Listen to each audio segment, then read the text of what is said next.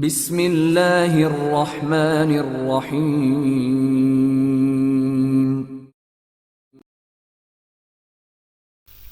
Spot film Imran series मुसन्निफ मजहर Kaleem MA। क्या आपका खुद हवेली जाकर तलाशी लेने का इरादा बदल गया था जो आप जूलिया की सिर्फ एक बात पर फौरन वापस चले आए?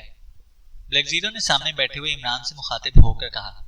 इमरान थोड़ी देर पहले दानिश मंजिल आया था और फिर इसने खुद ही जूलिया को फोन करके इसे इस बात पर झाड़ने की कोशिश की थी कि इसने इमरान को तलाशी के लिए साथ न ले जाने की बात क्यों की थी, जबकि ये हिदायत X2 ने दी थी।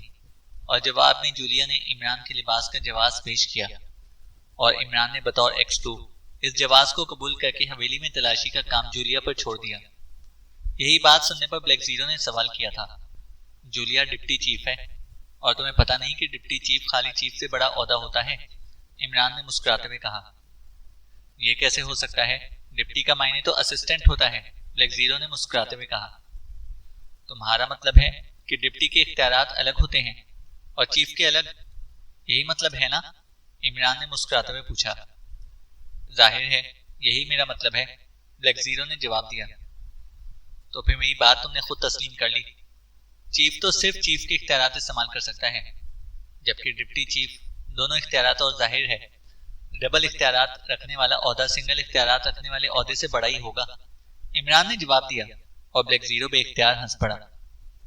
असल बात यह है कि जब तुमने इतला दी कि फिरोजा और नवाब औसाफ खान हवेली में मौजूद नहीं हैं, तो मैंने अपना इरादा तब्दील कर लिया था, क्योंकि पहले सारी टीम को साथ इसलिए लेकर जाना चाहता था कि मैं, जूलिया, सफदर और कैप्टन शकील इस नवाब और फिरोजा को कवर करेंगे और बाकी साथी तलाशी लेंगे।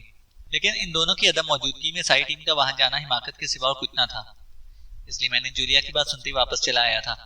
इमरान ने चंद में खामोश रहने के बाद संजीदा लहजे में कहा। तो आपका असल मकसद फिरोजा से मिलना था? ब्लैक जीरो ने मुस्कुराते हुए कहा।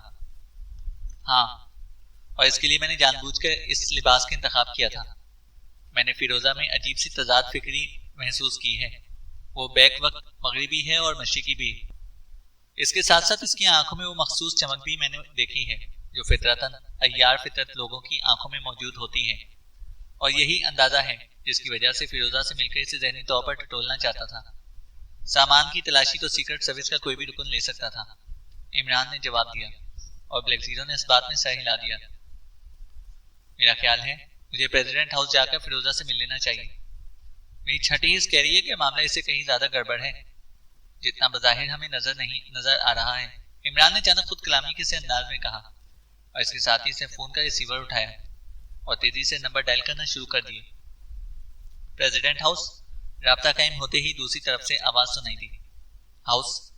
कमाल है, क्या हमारे मुल्क का सदर भी हाउस में रहता है? मेरा मतलब है कि गरीब आदमी तो बेचारा हाउस में रहे तो रहे, सदर तो महलों में रहते हैं, वो हाउस कैसे रह सकते हैं?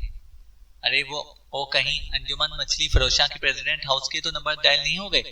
इमरान की जबान कैंची की तरह रवा हो गई, लेकिन दूसरे लम्हे वो बेख्तियार चौंक पड़ा, क्योंकि दूसरी तरफ से कोई जवाब मिलने की बजाय राब्ता ही खत्म कर दिया गया था। हद है, यानी मेहनत की इस मुल्क में कोई इज्जत ही नहीं है। मछली फरोश जो टैक्स अदा करता है, इससे तो सदर साहब इत्मीनान से बैठकर सदारत फरमाते हैं, और हालत यह है कि मछली फरोश का नाम सुनते ही फोन बंद कर दिया। इमरान ने गुस्सीले अंदाज में बड़बड़ाते हुए कहा और कैडल दबा दिया, और इसने एक बार फिर नंबर डायल करना शुरू कर दिया और ब्लैक जीरो बेइख्तियार मुस्कुरा दिया। President house. एक बार फिर वही नुस्वानी आवाज सुनाई दी। परहेजी डंट क्या हुआ? इमरान ने हैरत भरे लहजे में कहा। शट अप, आपको तमीज है बात करने की? अब अगर दोबारा फोन किया तो पुलिस को इत्तला दे दी जाएगी, दूसरी तरफ से बोलने वाली मोहतरमा ने गुस्सीले लहजे में कहा, और इसके साथ ही राब्ता खत्म हो गया और ब्लैक जीरो बेइख्तियार खिलखिलाकर हंस पड़ा। प्लीज इमरान साहब, अब इन मोहतरमा को माफ कर दीजिए, वरना अगर आपने एक दो बार मजीद फोन किया तो वो यकीनन खुदकुशी कर लेगी। ब्लैक जीरो ने हंसते हुए कहा। तुम अगर सिफारिश कर रहे हो तो ठीक है, माफ कर देता हूँ, इमरान ने मुस्कुराते हुए कहा और कैडल दबाकर इसने एक बार फिर नंबर डायल करना शुरू कर दिया, लेकिन इस बार दूसरी तरफ से फोन एंगेज था। इमरान ने रिसीवर रख दिया। माफी देने वाला मामला हमसे पहले पहुंच गया है, इमरान ने कहा और ब्लैक जीरो मुस्कुरा दिया। चंद लम्हे इंतजार करने के बाद इमरान ने एक बार फिर नंबर डायल करना शुरू किए। President house. इसी मोहतरमा की आवाज सुनाई दी। ये प्रेसिडेंट हाउस क्या किसी मोहतरमा का नाम है? वरना हाउस तो ईंट गारे सीमेंट बजरी सरिये का बना हुआ होता है। वो कैसे बोल सकता है और आवाज भी इंतहाई शीरीं, मुधिर और मुतरन्नम हो। हैरत है। अगर वाकई ऐसा है तो फिर ये दुनिया का 8वां अजूबा होगा। इमरान कहाँ आसानी से बाज आने वाला था। आपने दोबारा फोन किया है, जबकि मैंने आपको कहा था कि दोबारा फोन ना करें वरना मैं पुलिस को इत्तला कर दूंगी। इस बार दूसरी तरफ से बोलने वाले के लहजे में गुस्से की बजाय नरमी थी। हालांकि पहली बार इसने काफी गुस्सीले लहजे में बात की थी। शायद ये इस तारीफ का असर था जो इमरान ने इसकी आवाज की थी। माफ कीजिए, आपको शायद गिनती भूल गई है। मैंने 2 बार नहीं 12 फोन किया है। वैसे ही कोई ऐसी परेशान होने वाली बात नहीं है। मैंने गो के डॉक्टरेट कर रखी है। इसके बावजूद मुझे अगर कोई ABC सुनाने को कहे तो मैं भी पूरी ABC शायद ना सुना सकूं, क्योंकि हमारा निजाम तालीम ही कुछ ऐसा है कि जैसे जैसे तालिब इल्म जमातें पास करता जाता है पिछला सबक भी भूलता चला जाता है और आखिर में बस मुधिर मुतरन्नम शीरीं आवाज ही रह जाती है, गिनती ही भूल जाती है। इमरान ने कहा, आप डॉक्टर हैं, इसके बावजूद आप प्रेसिडेंट हाउस के फोन पर इस किस्म की कॉलिंग कर रहे हैं? दूसरी तरफ से हैरत भरी लहजे में कहा गया। क्यों, प्रेसिडेंट हाउस में जानवर नहीं होते? मैंने तो सुना है कि वहां जानवरों का बहुत बड़ा फार्म है। इमरान ने मुस्कुराते हुए कहा। You shut up, nonsense, bloody fool. इस बार दूसरी तरफ से बोलने वाली मोहतरमा बेख्तियार फट पड़ी और इसके साथ ही एक बार फिर राब्ता खत्म हो गया। अब ये यकीनन एक्सचेंज फोन करेगी और नंबर ट्रेस करने की कोशिश करेगी, ब्लैक जीरो ने मुस्कुराते हुए कहा। इसलिए तो मजे से बातें कर रहा हूँ कि इस बेचारी को ये फोन नंबर ही ना मिलेगा, वरना तो अब तक पुलिस अपने डंडे उठाए मेरे सर पर पहुंच चुकी होती। इमरान ने मासूम से लहजे में एक कहा और ब्लैक जीरो बेख्तियार खिलखिलाकर हंस पड़ा। इमरान ने एक बार फिर रिसीवर उठाकर नंबर डायल किए।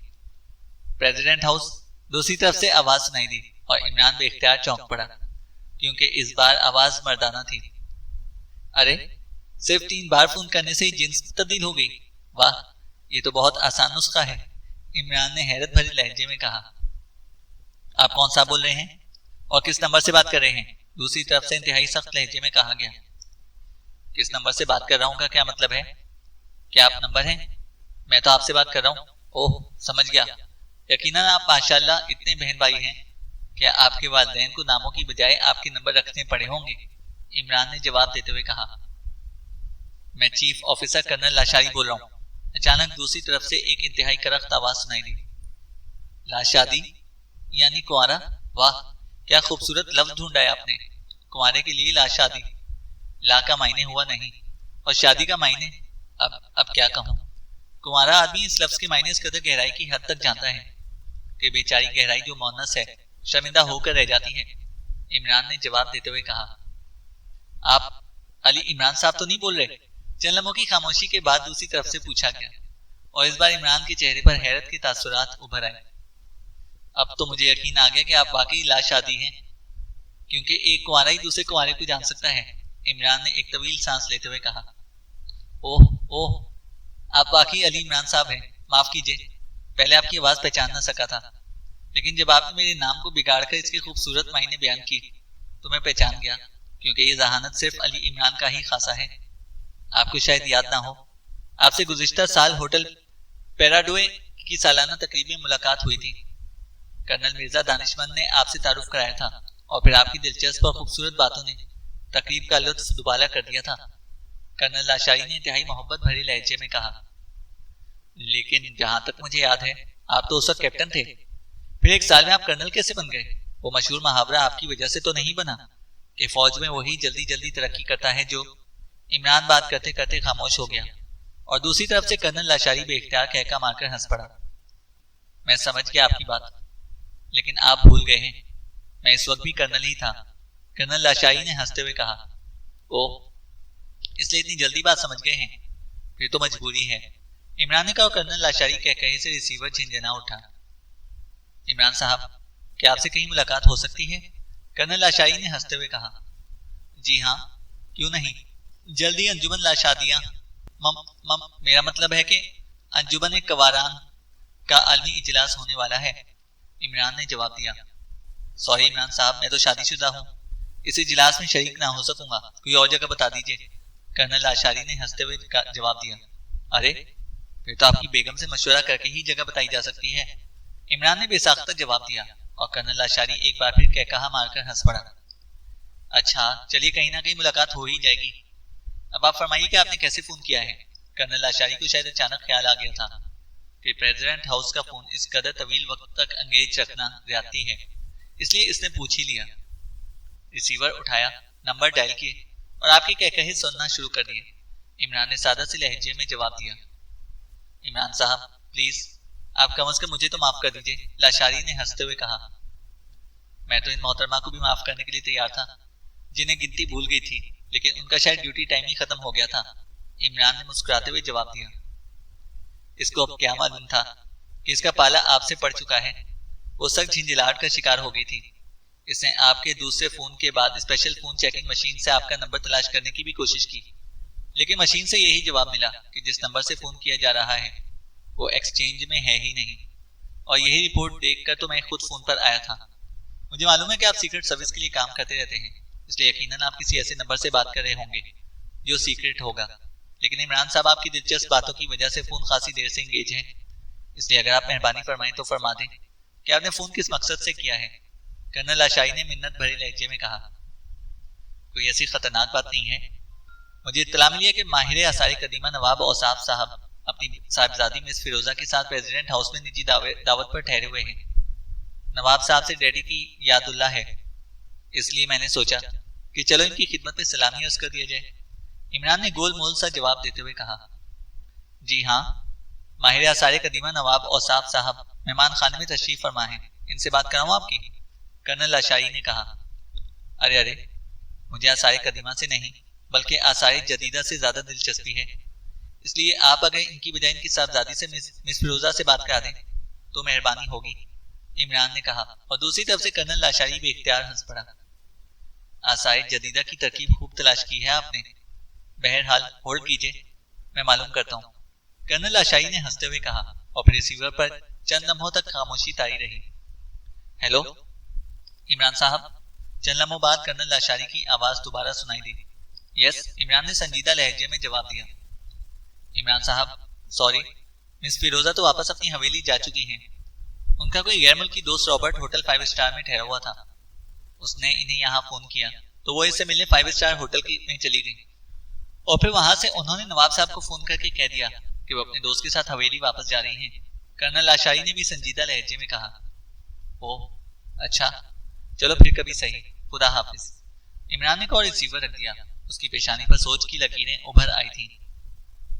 अगर वो अचानक हवेली चली गई है तो फिर तो सीक्रेट सर्विस को वहां खासी मुश्किल पेश आएगी। लग्जीरो ने तशवीश भरे लहजे में कहा। अरे नहीं, वो कोई दूध पीते बच्चे थोड़ी हैं, मामलात को आसानी से हैंडल कर सकते हैं। मैं तो इस गैर मुल्की दोस्त की अचानक आमद और फिर फिरोजा की फौरी हवेली जाने के मुतालिक सोचा हूँ, इमरान ने चौंक कर कहा। लेकिन आपने खुद ही तो बताया था कि वो एक्रीमिया में पढ़ती रही है, लग्जीरो ने जवाब दिया। हाँ ये तो ठीक है, लेकिन किसी दोस्त का प्रेसिडेंट हाउस में फिरोजा को फोन करना उलझन में डाल रहा है। बहरहाल मालूम करना होगा कि रॉबर्ट साहब का हुदूद अरबा क्या है, इमरान ने सर हिलाते हुए कहा और रिसीवर उठाकर इसे होटल 5 स्टार के नंबर डायल करना शुरू कर दिया। होटल 5 स्टार, दूसरी तरफ से आवाज सुनाई दी। मेरे एक दोस्त मिस्टर रॉबर्ट आपके होटल में ठहरे हुए हैं। मुझे इनके कमरे का नंबर मालूम नहीं है, अगर आप मदद दें तो बेहद मेहरबानी होगी, इमरान ने संजीदा से लहजे में कहा। पूरा नाम क्या है उनका? दूसरी तरफ से पूछा गया। मैंने कभी पूछा ही नहीं, वैसे शायद वो एक्रीमिया से आए हों, इमरान ने जवाब देते हुए कहा। ओह अच्छा, मैं कोशिश करता हूँ, होल्ड कीजिए, दूसरी तरफ से कहा गया। हेलो सर, आप लाइन पर हैं? थोड़ी देर बाद ऑपरेटर की आवाज सुनाई दी। यस, इमरान ने जवाब दिया। एक्रीमिया से आने वाले सिर्फ एक साहब हैं जिनका नाम रॉबर्ट स्मिथ है।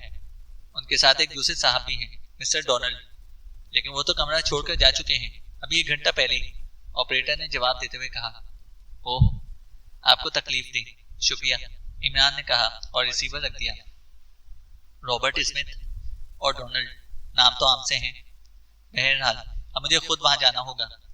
इन गैर मुल्कियों की इस तरह अचानक आमद और फिरोजा का प्रेसिडेंट हाउस छोड़कर इनके साथ इस तरह हवेली वापस जाने से मामलात तशवीशनाक महसूस होते हैं, इमरान ने कुर्सी से उठते हुए कहा और ब्लैक जीरो ने इस बात में सर हिला दिया। इमरान दानिश मंजिल से सीधा अपने फ्लैट वापस पहुंचा। और लिबास तब्दील करके वो हवेली जाने का इरादा कर ही रहा था कि अचानक इसे एक ख्याल आया। तो इसने रिसीवर उठाया और जूलिया की नंबर डायल करना शुरू कर दिया। जूलिया बोल रही हो? दूसरी तरफ से जूलिया की आवाज सुनाई दी। X2, इमरान ने मखसूस लहजे में कहा। यस सर, जूलिया की मौदबाना आवाज सुनाई दी। नवाब औसाफ की हवेली की तलाशी के लिए कौन गया है? इमरान ने पूछा। सफदर और सिद्दीकी गए हैं, जूलिया ने जवाब दिया। कब गए हैं? इमरान ने पूछा। जब आपने केस मेरे हवाले किया था उसी वक्त चले गए थे, जूलिया ने जवाब दिया। ओके, इमरान ने कहा और रिसीवर रखकर वो ड्राइंग रूम से निकलकर खास कमरे की तरफ बढ़ गया। उसे लॉन्ग रेंज ट्रांसमीटर पर सफदर की मखसूस फ्रीक्वेंसी एडजस्ट की और फिर बटन ऑन कर दिया। Hello hello, chief calling, over. Imran ने X2 के लहजे में कॉल देते हुए कहा। Yes Safdar, attending you, over. चंद लम्हों बाद सफदर की ट्रांसमीटर से आवाज सुनाई दी। तुम इस वक्त कहाँ हो? ओवर, इमरान ने पूछा। सर, हम वापस दारुल हुकूमत आ रहे हैं, हमने काम मुकम्मल कर लिया है, ओवर। दूसरी तरफ से सफदर की आवाज सुनाई दी तो इमरान बेख्तियार चौंक पड़ा। पूरी बात क्या करो, ओवर, इमरान ने इंतहाई सर्द लहजे में कहा।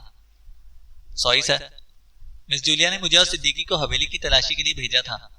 हमने वहां पहुंचकर हवेली के मैनेजर से राब्ता कायम किया और इसे कहा कि हम यादगार और पुरानी हवेलियों के बारे में किताब लिख रहे हैं, इसलिए वो हमें हवेली दिखा दे।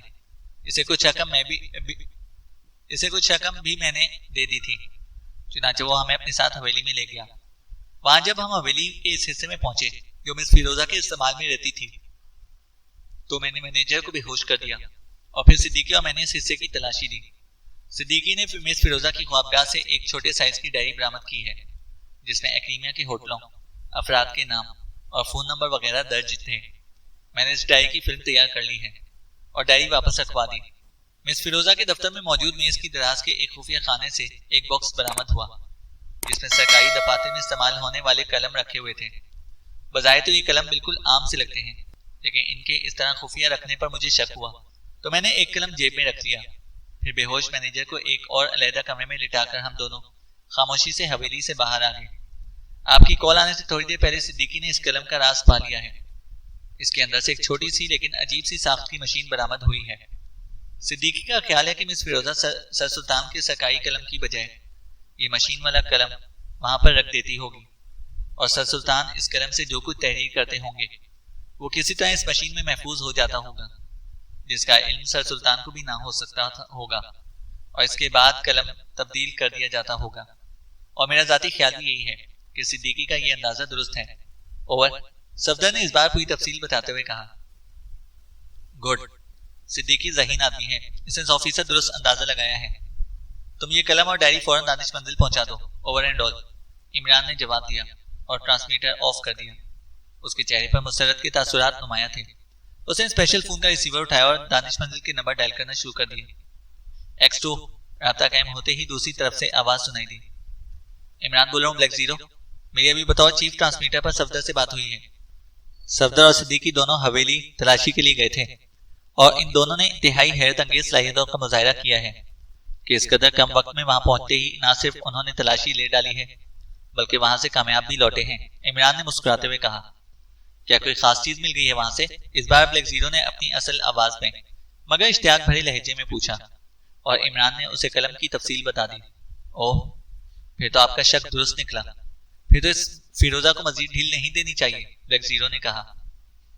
वो कहीं भाग तो नहीं जाएगी, पहले इस कलम का पूरी तरह तज्जिया तो कर लें। सफदर और सिद्दीकी जब कलम और डायरी की फिल्म पहुंचाकर वापस चले जाएं तो मुझे फोन कर देना, मैं फ्लैट में ही होऊंगा, इमरान ने कहा। बेहतर, ब्लैक जीरो ने जवाब दिया और इमरान ने रिसीवर रखकर खास कमरे से बाहर आया और वापस ड्राइंग रूम में आकर बैठ गया। अचानक इसे एक ख्याल आया तो इसने कलाई की घड़ी का विंड बटन मखसूस अंदाज में खींचा और फिर इसे घुमा के इसने सुइयों को मखसूस हिस्सों पर पहुंचाकर विंड बटन को मजीद खींच दिया और डायल के एक हिस्से पर सुर्ख रंग का नुक्ता जलने बुझने लगा। थोड़ी देर बाद नुक्ता सब्ज हो गया और मुसलसल जलने लगा। Imran calling, over. इमरान ने नुक्ते के सब्ज होते ही घड़ी को मुंह के करीब ले जाते हुए कहा। यस सर, टाइगर बोल रहा हूँ, ओवर। घड़ी में से टाइगर की बारीक सी आवाज सुनाई दी। मेरे फ्लैट पर फोन करो, ओवर एंड ऑल। इमरान ने कॉल विंड बटन दबाकर ट्रांसमीटर ऑफ कर दिया। थोड़ी देर बाद फोन की घंटी बज उठी और इमरान ने हाथ बढ़ाकर रिसीवर उठा लिया। हेलो, इमरान ने रिसीवर उठाकर संजीदा लहजे में कहा। टाइगर बोल रहा हूँ सर। दूसरी तरफ से टाइगर की मुअद्दबाना आवाज सुनाई दी। दारुल हुकूमत से मुल्हका कस्बा सराय राठौर में एक कदीम हवेली है जिसमें नवाब औसाफ खान अपनी बेटी फिरोजा के साथ रहते हैं। नवाब औसाफ खान फिरोजा के साथ प्रेसिडेंट हाउस में मदू थे। फिरोजा जो कि एक्रीमिया में पढ़ती रही और अब यहाँ सर सुल्तान के ऑफिस में एक अहम ओहदे पर फाइज है, को इसके एक गैर मुल्की दोस्त रॉबर्ट ने, जो कि होटल 5 स्टार में ठहरा था, प्रेसिडेंट हाउस में फोन किया और फिरोजा प्रेसिडेंट हाउस से होटल 5 स्टार पहुंची और फिर वहीं से इसने नवाब औसाफ को फोन करके कह दिया कि वो अपने दोस्त के साथ हवेली जा रहे हैं। होटल 5 स्टार में रिहाइश पजीर इस एक्रीमी का पूरा नाम रॉबर्ट स्मिथ मालूम हुआ है। उसके साथ एक और एक्रीमी डोनाल्ड भी ठहरा हुआ था। ये दोनों फिरोजा के साथ हवेली गए हैं। होटल 5 स्टार जाकर रॉबर्ट स्मिथ और डोनाल्ड के बारे में वहां रजिस्टर में दर्ज तफसीलात मालूम करो। वेटर से इनके हुलियों की तफसील भी मालूम कर लेना। इसके बाद तुम राना हाउस पहुंचकर जवाना को साथ लो और सराय राठौर पहुंच जाओ। तुमने जवाना के साथ मिलकर रात के वक्त इस तरह फिरोजा और इन दोनों गैर मुल्कियों को अगवा करना है कि हवेली में किसी को भी मालूम ना हो सके कि इन्हें किसने अगवा किया है। इंतहाई खामोशी से काम होना चाहिए और फिर इन्हें राना हाउस पहुंचा देना। इमरान ने इसे जरूरी पस मंजर बताने के साथ साथ तफसील से हिदायत भी दे दी। यस सर, टाइगर ने जवाब दिया। वहां हवेली में काफी मुलाजिम होंगे, इसलिए तुम दोनों ने इंतहाई होशियारी से ही काम करना है, इमरान ने कहा।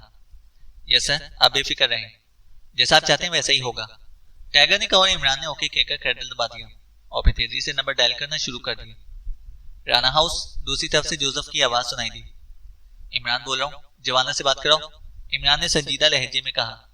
यस सर, दूसरी तरफ से जोसेफ ने कहा और फिर चंद लम्हों की खामोशी के बाद जवाना की आवाज सुनाई दी। यस मास्टर, जवाना बोल रहा हूँ। जवाना का लहजा मुअद्दबाना था।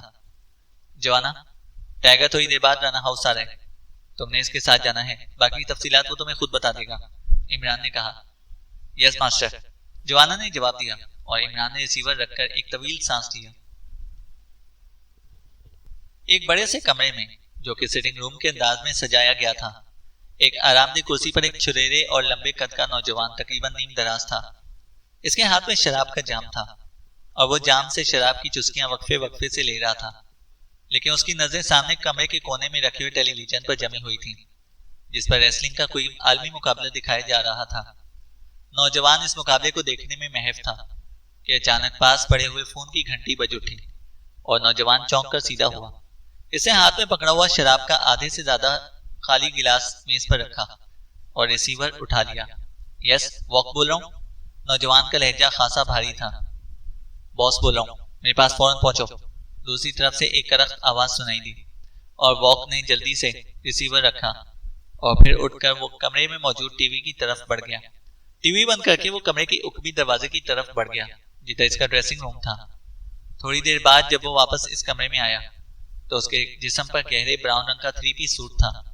लंबे कद और सडूल वर्जिशी जिस्म पर जदीद तराश के सूट ने उसकी मर्दाना वजाहत को और भी उजागर कर दिया था। थोड़ी देर बाद वो एक सुर्ख रंग की स्पोर्ट्स कार में बैठा शहर की सड़कों पर तेजी से बढ़ा चला जा रहा था। सड़क पर कारों का खासा हजूम था, लेकिन वॉक की कार तेजी से इनके दरमियान रास्ता बनाती हुई आगे बढ़ ही चली जा रही थी। थोड़ी देर बाद कार शहर से बाहर पहुंच गई और अब सड़क पर कारों का वो हजूम खत्म हो गया था, इसलिए वॉक ने कार की रफ्तार पहले से ज्यादा बढ़ा दी। शहर से बाहर आने के बाद इसने कार एक बाई रोड पर मोड़ी और थोड़ी देर बाद वो एक फार्म हाउस के अंदाज में बनी हुई इमारत के सामने पहुंच गया। इसने कार लकड़ी के फाटक के सामने रोकी और फिर 3 बार मखसूस अंदाज में हॉर्न बजाया तो फाटक खुला और एक मुसल्ला नौजवान बाहर आ गया। वॉक, तुम आ जाओ, बॉस तुम्हारा इंतजार कर रहे हैं। मुसल्ला नौजवान ने वॉक को देखकर फाटक को पूरी तरह खोलते हुए ऊंची आवाज में कहा और वॉक ने इस बात में सर हिलाते हुए कार आगे बढ़ा दी। एक बरामदे के सामने कार रोककर वो नीचे उतरा और फिर इमारत की दरमियानी राहदारी से गुजरता हुआ वो इसके इख्तिताम पर मौजूद सीढ़ियां उतरता चला गया और नीचे एक बंद दरवाजे के सामने पहुंच गया। दरवाजे के साइड पर दीवार में बने हुए खाने में एक फोन सेट रखा हुआ था। वॉक ने रिसीवर उठाया। वॉक हाजिर है जनाब, वॉक ने मुअद्दबाना लहजे में कहा। यस, कम इन। दूसरी तरफ से वही करख्त आवाज सुनाई दी जिसने इसे फोन किया था और वॉक ने रिसीवर रख दिया। इसीलिए में दरवाजा ऑटोमेटिक अंदाज में खुलता चला गया। वॉक ने कदम अंदर की तरफ बढ़ा दी, लेकिन ये छोटा सा कमरा खाली पड़ा हुआ था। वो इस कमरे को क्रॉस करता हुआ जब सामने वाली दीवार के करीब पहुंचा तो सर की तेज आवाज के साथ ही दीवार दरमियान से फटी और साइडों में गायब हो गई। अब वहां एक दरवाजा सा बन गया था और वो कदम बढ़ाता इस दरवाजे को पार करके दूसरी तरफ एक कमरे में पहुंच गया, जिसके एक कोने में बड़ी सी मेज के पीछे एक अधेड़ उम्र आदमी बैठा हुआ था। इसने आंखों पर स्याह फ्रेम और मोटे शीशों की ऐनक पहन रखी थी। सर के बाल कहीं कहीं से उड़े हुए थे। चेहरा अमचोर की तरह खुश्क मगर लंबूतरा था और चेहरे पर करख्तगी के तासुरात जैसे पेंट हुए नजर आ रहे थे। चेहरे की तरह इसका जिस्म भी सूखा सड़ा सा था और जिस्म पर मौजूद सूट इस तरह दिखाई देता था जैसे किसी लकड़ी पर सूट टांग रखा हो। बैठो वॉक, इस आदमी ने इसी तरह कड़क लहजे में कहा। ऐनक के शीशों के पीछे से इसकी आंखें चेहरे की निस्बत से खासी बड़ी बड़ी और फैली फैली नजर आ रही थी। यस बॉस, वॉक ने कहा और मेज के सामने मौजूद कुर्सी पर मुअद्दबाना अंदाज में बैठ गया। अहम मुसव्विदात का कारोबार करने वाली बैनुल-अक़वामी तंजीमों टार्ड और काउंटी के बारे में कुछ जानते हो? बॉस ने आगे की तरफ झुकते हुए कहा। सिर्फ इनके बारे में सुना हुआ है बॉस, कभी इनसे वास्ता नहीं पड़ा, वॉक ने जवाब देते हुए कहा। सुनो, एक्रीमिया के आला हुकाम को इंतहाई मुसद्दिका जराए से इत्तला मिली है कि शुगरान और पाकिस्तान के दरमियान एक इंतहाई अहम दफाई मुआहिदा हो रहा है। इस मुआहिदे के तहत शुगरान पाकिस्तान को एक मखसूस साख्त के मिसाइलों की टेक्नोलॉजी देगा, जबकि एक्रीमिया ऐसा नहीं चाहता। एक्रीमिया ने शुगरान हुकूमत से जब इसके बारे में बात की तो वो ऐसे किसी मुआहिदे से साफ इंकारी हो गई है। हालांकि एक्रीमिया को मिलने वाली इत्तला दुरुस्त थी। इस पर एक्रीमिया ने अपने एजेंटों को इस बारे में अलर्ट कर दिया है और अब ये हतमी इत्तला मिली है कि मुआहिदा होने वाला है और दोनों हुकूमतों ने इसे खुफिया रखने के लिए इस मुआहिदे को वजारत दिफा की बजाय वजारत खारजा के तहत मुकम्मल कराने का प्रोग्राम बनाया है। इस इत्तला के मिलने के बाद ये केस मेरी एजेंसी को रेफर कर दिया गया है। मैंने इस सिलसिले में टार्ड से मुआहिदा कर लिया, क्योंकि टार्ड पहले भी हमें मुख्तलिफ मुसव्विदात फराहम करती रहती है और इंतहाई बाएतमाद एजेंसी है। टार्ड ने इस मुआहिदे को हासिल करने के लिए अपनी खास एजेंट, जो कि पाकिस्तानी लड़की थी, पाकिस्तान भिजवा दिया और वो वजारत खारजा में अफसर लग गई और इसने अपनी कारकर्दगी जाहिर करने की गर्ज से वहां से गैर अहम मुसव्विदात एजेंसी को तरसील करने शुरू कर दिए। इसलिए हम पूरी तरह मुतमईन थे कि इस मुआहिदे की तफसील हम तक पहुंच जाएगी, बॉस ने खुश्क लहजे में तफसील बताते हुए कहा। यस बॉस, लेकिन इस मुआहिदे की तफसीलात हासिल करके हमें क्या मिलेगा? ये तो एक रस्मी सा मुआहिदा होगा, असल बात तो टेक्नोलॉजी की मुंतकिली को रोकना है, वॉक ने कहा। ये इंतहाई आला सतह की बातें हैं, तुम्हारी समझ में नहीं आ सकती। शुगरान इस वक्त एक मिनी सुपर पावर का रूप धार चुका है और वो अपने अफाल में आजाद है, लेकिन एक्रीमिया ने इससे एक मुआहिदा कर रखा है कि वो अहम तरीन टेक्नोलॉजी मुस्लिम ममालिक को मुंतकिली ना करेगा। खास तौर पर अरब ममालिक और पाकिस्तान को इसकी मुंतकिली किसी सूरत भी नहीं होनी चाहिए। शुगरान हुकूमत ने आज से 10 साल पहले ये मुआहिदा एक्रीमिया से इसलिए किया था कि इसे अपने दिफा के लिए चंद ऐसे पुर्जों की जरूरत थी जो सिर्फ एक्रीमिया के पास थे, इसलिए उसने मजबूरन ये मुआहिदा कर लिया था। ये मुआहिदा लामहदूद मुद्दत के लिए है और इस मुआहिदे की खिलाफ वर्जी की सूरत में शुगरान को इस बात का पाबंद किया गया है कि वो अपने 2 बड़े और अहम जजीरे एक्रीमिया के हवाले कर देगा, और अगर इसने ऐसा ना किया तो फिर एक्रीमिया को हक हासिल होगा कि वो इन दोनों जजीरों पर जबरन कब्जा कर ले। इसलिए शुगरान इस मुआहिदे की पाबंदी करने पर मजबूर है, लेकिन अब वो खासा पावरफुल मुल्क हो चुका है और इसने दिफाई टेक्नोलॉजी में खासी पेशरफ्त भी हासिल कर ली है। लेकिन इसके बावजूद अगर वो मुआहिदे की खिलाफ वर्जी करे तो बैनुल-अक़वामी सतह पर इसका केस कमजोर हो जाएगा और एक्रीमिया अब भी इन जजीरों पर कब्जा कर सकता है। लेकिन अब शुगरान ने पर पुर्जे निकालने शुरू कर दिए हैं। इसकी दोस्ती पाकिस्तान से बहुत गहरी हो चुकी है और दोनों ममालिक एक दूसरे के बड़े अमदादी बन चुके हैं। इसकी बहुत सी सियासी जोग्राफियाई वजूहात हैं जिनकी तफसील में जाने की जरूरत नहीं। किस्सा मुख्तसर ये कि अगर इस खुफिया मुआहिदे की तफसीलात एक्रीमिया को मिल जाएं तो फिर एक्रीमिया इस मुसव्विदे की तफसीलात से शुगरान को आगाह करके इसे धमकी दे सकता है कि इसे मुआहिदे की खिलाफ वर्जी की है। इस तरह शुगरान मुआहिदे को मनसूख करने पर मजबूर हो जाएगा और इन मखसूस मिसाइलों की टेक्नोलॉजी पाकिस्तान तक ना पहुंच सकेगी, बॉस ने मजीद तफसीलात बताते हुए कहा। यस बॉस, अब मैं पूरी तरह समझ गया हूँ कि आप इस मुआहिदे की तफसीलात क्यों हासिल करना चाहते हैं, वक्त ने मुअद्दबाना लहजे में जवाब देते हुए कहा।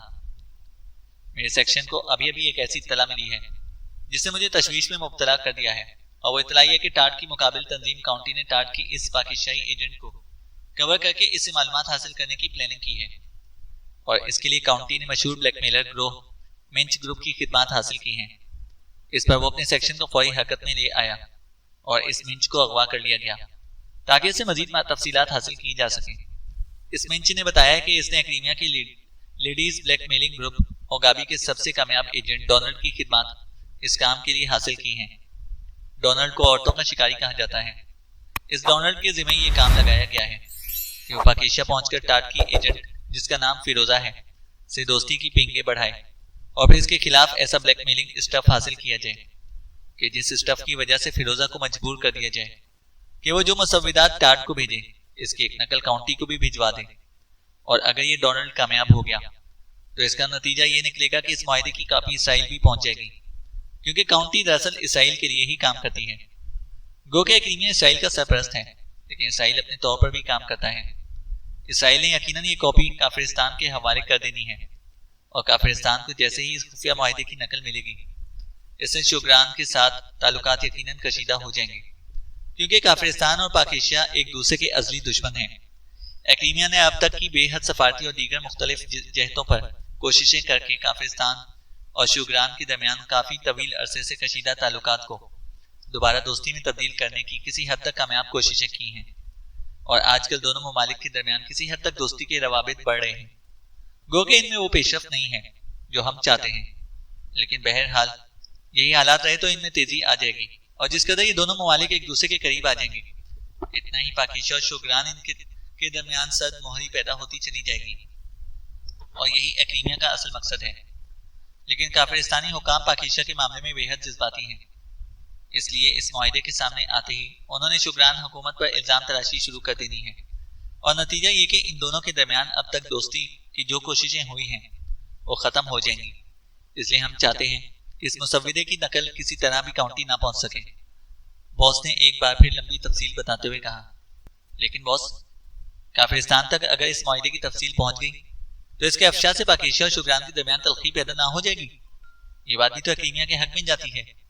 वॉक ने कहा तो पहली बार इस अमचोर शक्ल वाले बॉस के चेहरे पर हल्की सी मुस्कुराहट नमूदार हुई। मैंने कहा है कि ये बातें तुम नहीं समझ सकते। एक्रीमिया पाकिस्तान और शुगरान के दरमियान भी ज्यादा तलखी नहीं चाहता, क्योंकि अभी तो पाकिस्तान के पास शुगरान का सहारा मौजूद है, लेकिन दोनों के दरमियान तलखी के बाद लमहला पाकिस्तान शुगरान से हटकर साबका रूसियाई ग्रुप के हामिल इस्लामी रियासतों और दीगर इस्लामी ममालिक के नजदीक चला जाएगा, क्योंकि इनके पास साबका रूसियाई टेक्नोलॉजी भी मौजूद है। इस तरह पाकिस्तान बिल्कुल एक्रीमिया के ग्रुप से कट जाएगा और फिर ये जोड़ तोड़ एक्रीमिया के लिए इससे ज्यादा खतरनाक साबित होगा जिस कदर आज मिसाइल टेक्नोलॉजी से एक्रीमिया को खतर लाहक हो रहा है। बॉस ने जवाब देते हुए कहा, यस सर, ठीक है सर, अब मैं पूरी तरीके से इस केस की तमाम नज़ाकतों को अच्छी तरह समझ गया हूँ। अब मेरे लिए क्या हुक्म है? वक्त ने कहा, तुमने इस डोनाल्ड के पीछे जाना है और अगर वो फिरोजा का ब्लैकमेलिंग स्टफ तैयार करे तो तुमने इससे वो ब्लैकमेलिंग स्टफ खुद हासिल करना है और इस डोनाल्ड को हलाक कर देना है। बॉस ने जवाब दिया, तो क्या पहले मुझे इस बात का इंतजार करना पड़ेगा कि वो ब्लैकमेलिंग स्टफ तैयार करे फिर इसे हलाक करूं? वक्त ने हैरत भरी लहजे में कहा, नहीं, तुम फौरी तौर पर रवाना हो जाओ और इस डोनाल्ड का खात्मा कर दो। मुझे यकीन है कि वो किस कदर खाक आदमी है, तुम्हारे पहुंचने तक वो अपना काम कर भी चुका होगा।